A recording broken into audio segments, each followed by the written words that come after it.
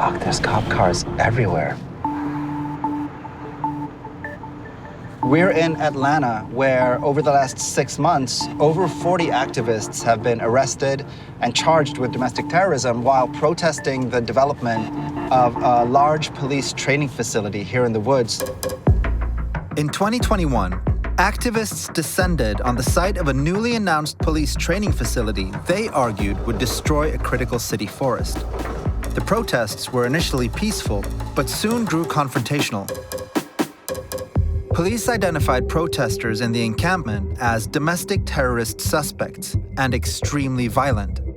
During a raid in January, police alleged one activist shot at them, and they responded with overwhelming force. 26-year-old activist Manuel Esteban Paez Terran, who went by the name Tortuguita, died from 57 gunshot wounds. An independent autopsy suggested that the activist was killed sitting cross-legged with their hands in the air. Viva, viva Tortuguita! Viva, viva Tortuguita! Viva, viva Tortuguita! He was a terrorist. He deserved his death. Somebody answer to me. Somebody answer to me. After Tortuguita's death, clashes with police led to dozens of protesters being charged with domestic terrorism, fueling a debate over what separates political dissent from terrorism in the eyes of the law. On the ground now. For Vienna Forest, the charges appeared to be indiscriminate.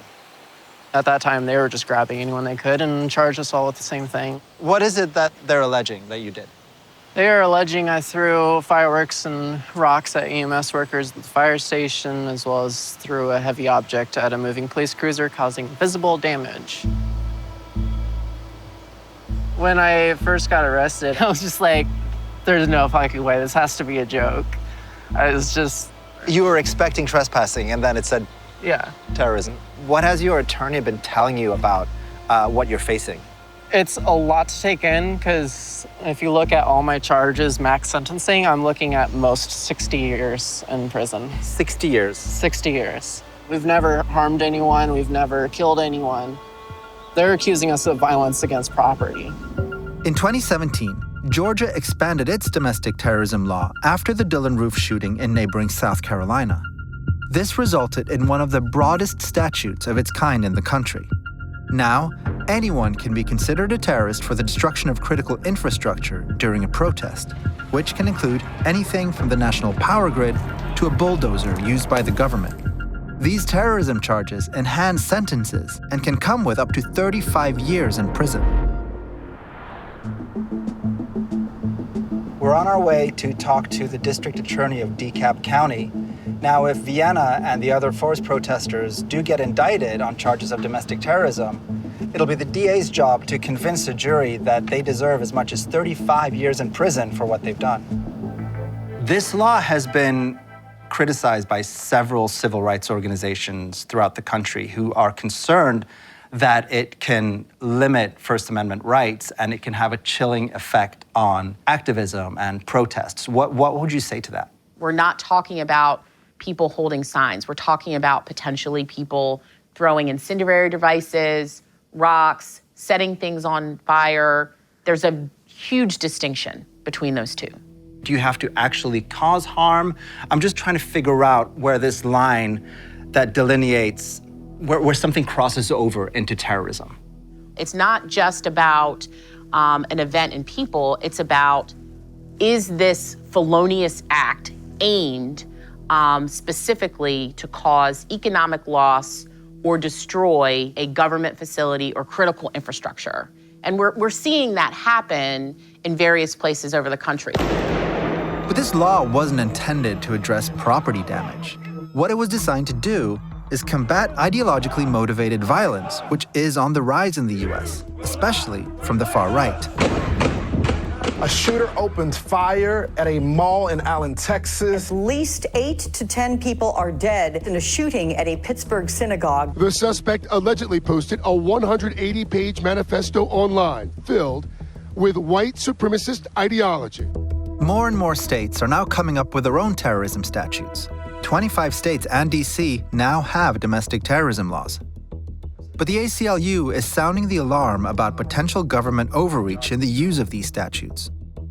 Don't we need laws for the things that are so definitely, so clearly terrorism? Every single one of those laws contains fairly problematic language with respect to what counts as terrorism. And I think what's happening in Georgia is a real example of how these laws can go wrong. Terrorism is essentially a political crime. 9/11 happens, and all of a sudden the threat becomes brown Muslim people. So terrorism can reflect what exists at the time, and it's subject to manipulation. And I think that's what we're seeing today. While there are plenty of examples of extreme violence, the label terrorism often gets used as a political tool. No part of the country has seen more politically charged anger than the Pacific Northwest. The Washington legislature introduced a bill that would create a domestic violence extremism commission to strengthen the state's ability to respond to domestic terror. So we've traveled to the Pacific Northwest. We're here to meet a patriot group that's concerned that these new laws might get them labeled as domestic terrorists. Matt Marshall is the founder of the Washington State 3%ers, who have a history of showing up at protests with guns. He took us around the group's weekend camp. Who here's medically trained? We got a handful, all right? If I'm gonna sew up my own daughter right here, she's got these wounds laying everywhere. Look awful right now. First thing you do, tourniquet. As far up as you can get, this is gonna bleed everywhere. As is the fact she's missing a leg. You can go away now. So tell me about your group. What are you guys doing here this weekend? Well, this weekend's just kind of a get together, but we're also doing some basic prepping classes. To prepare to overthrow the government? No, that's not quite what we're doing at all. What are you doing? No, we're just, our pillars are prepare, support, unite, and then defend. Defend is our last of our pillars. Prepare, that's really what we're working on. I wouldn't drink the first amount that came through there because you're gonna have some charcoal come through it. The vibes here were a bit more summer camp than commando. We got gold. Nice. Tiny little flake right here. These enhanced charges like domestic terrorism, do you feel like there's some sort of political motivation behind them? Absolutely. 100%. House Bill 1333 was a Washington State domestic terrorism bill where they said that we are domestic extremists and our ability to influence people and raise money was a concern to the government. The domestic terrorist laws are being used as a way to go after political rivals. They're going to be used to put a magnifying glass over one political side and ignore the other one, as they've already done. Well, this is interesting because the people in Atlanta, of course, are pretty far on the left, and they've told us the same thing, just the opposite. Does it make you at all uncomfortable that large groups of protesters can be rounded up and charged with domestic terrorism? That's what's scary about these laws is they've already been doing this, going after their opponents. And I think that's the case of what's happening in Georgia. So if these laws go through, it's just gonna be amplified that much more, and it's gonna be worse for everybody. The rise of extremist violence within the US demands a forceful response.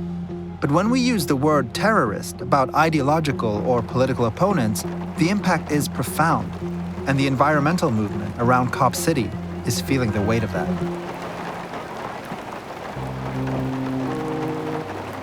They attacked the forest time and time again. Then a loved one was killed, Manuel Tortuguita Paez Terán.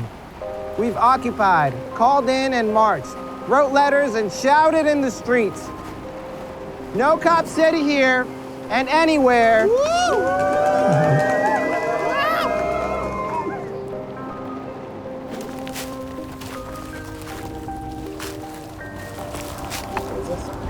Over there is the camp, and it was the place that he was killed. Over there. There's a reason why they use domestic terrorism. It's because they can't prove anything. So in order to incite fear, they have to disregard the rules. And That's why it's so scary.